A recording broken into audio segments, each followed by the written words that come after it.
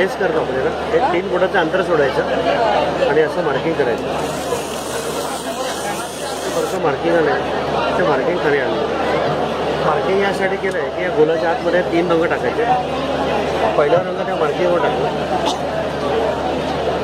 दुसरा रंग टाकताना आधीच्या रंगांमध्ये थोडंसं त्याला मिक्स करून टाकलं. तिसरा रंग हा मध्ये पूर्ण करून टाकला. हा झाला बेस. बेस केल्यानंतर मी सेंटर पॉईंट काढला.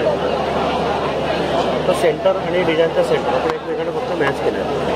आता जाळीवरती पांढरा, पिवळा आणि पोपटी हे रंग फिक्स आहेत. डिझाईन कोणताही असलं तरी लाईट कलर असल्यामुळे हे बेसला वापरायचे नाही. सुरुवातीला हिरवा रंग मी बाहेर फिरवला.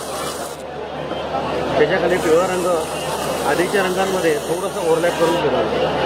तसंच पांढरा पण पिवळ्यामध्ये ओव्हरलॅप करून फिरवला.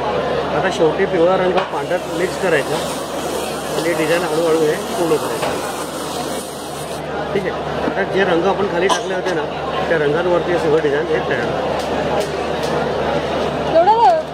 ही पूर्ण प्रोसेस यात दिलेली आहे. रंग कोणते खाली टाकायचे आहेत, कोणते